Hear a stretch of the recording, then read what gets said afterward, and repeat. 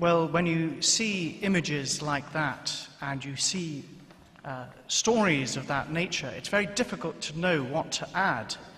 But add I must, and my task is really very simple, just to take you through some of the findings of our most recent trip to Syria, which was in January of this year, and to reflect upon some of the experiences that we had.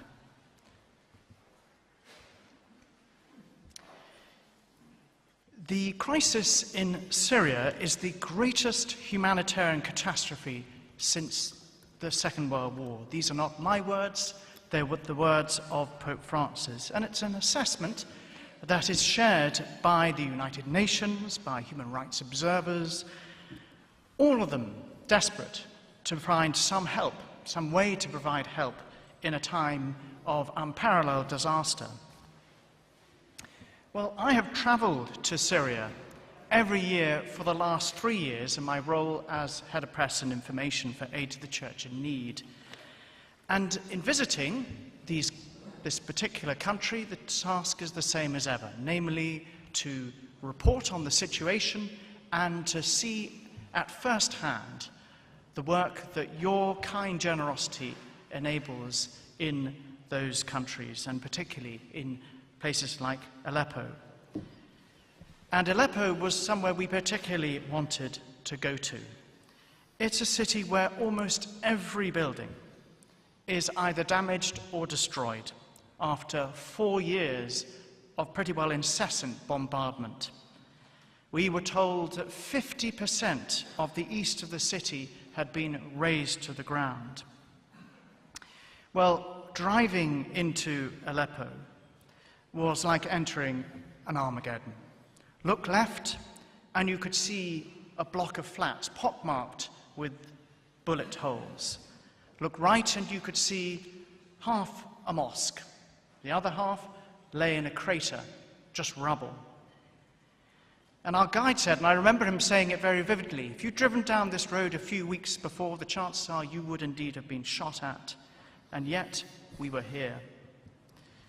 According to the Office for the Coordination of Humanitarian Affairs, nearly 500,000 people have either been killed in Syria or indeed have died through other means related to the conflict. Not that the living has fared much better.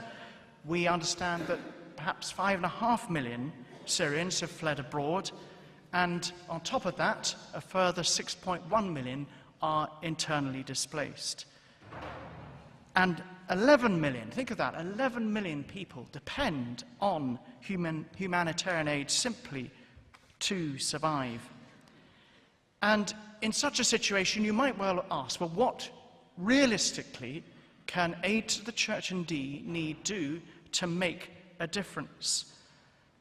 Well, I'm here to tell you from my experience in the country that your help, your support, your prayers do make a difference, and that lives are being transformed, sometimes in a small way, sometimes in a bigger way, thanks to what you have done.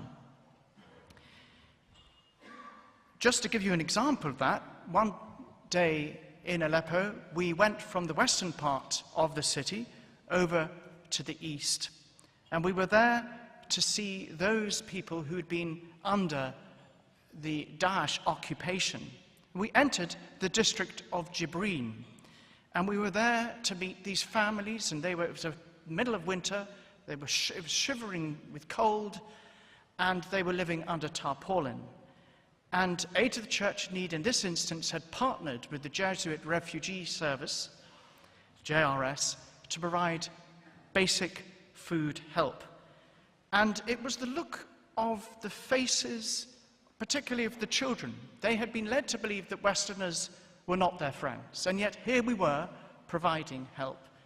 For them, it was something they just couldn't compute, and yet here was the reality that we'd come to help them.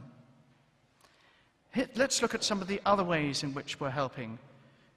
Here is just some of the examples. I won't read through them, but because you can see them on the screen.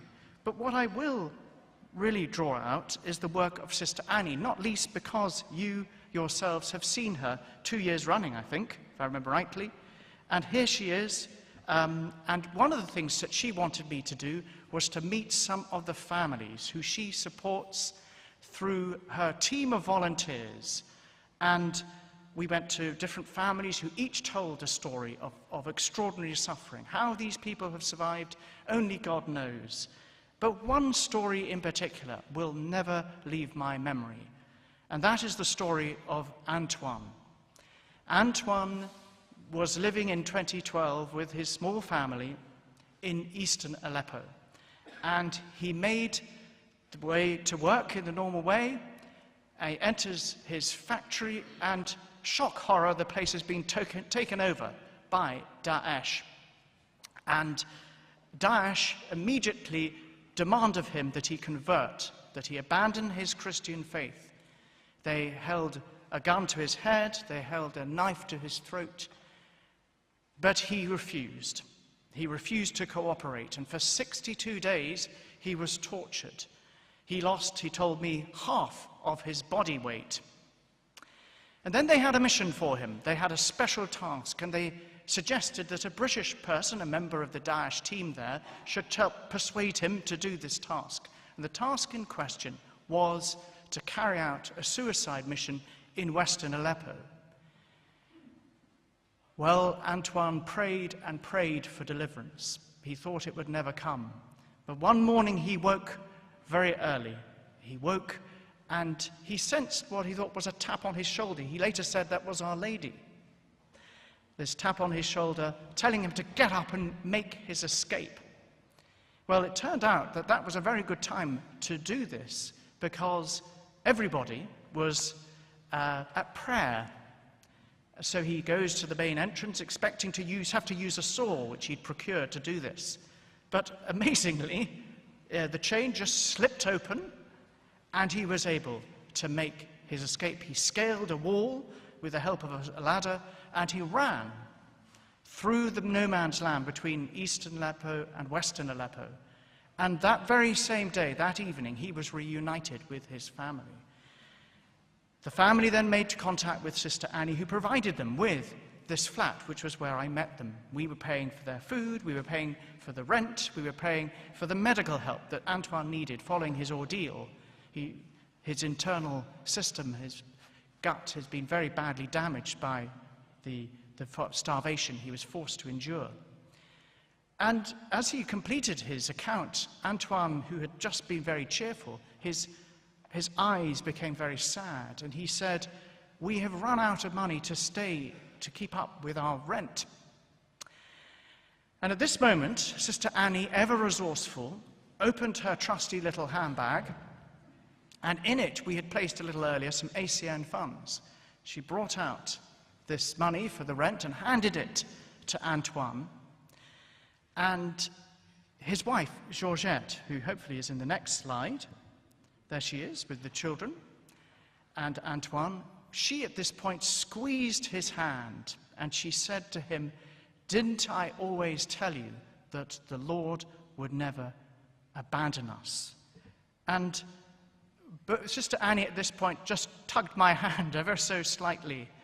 It was a very, very moving moment. As we traveled around, that experience kept reforming, appearing in my mind.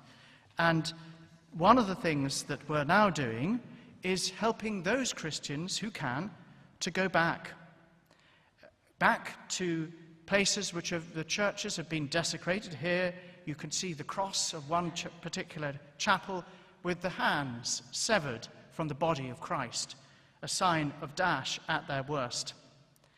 And we're now able to begin to restore the homes of those Christians. We have a deal whereby we only start this process of enabling the rebuilding of homes on the pretext that the family in question who owns that formerly devastated home is able to and is willing to come back. And so this work is now beginning. And we're also helping with projects such as the mustard seed in Homs, where these disabled children, many of them with learning difficulties, with Down syndrome and things like that, they themselves had to relocate numerous times to escape bombardment and attack. They were the only center that remain running throughout the war years. And yet, after 4 separate displacements, they're now back in their original premises, which is where I met them.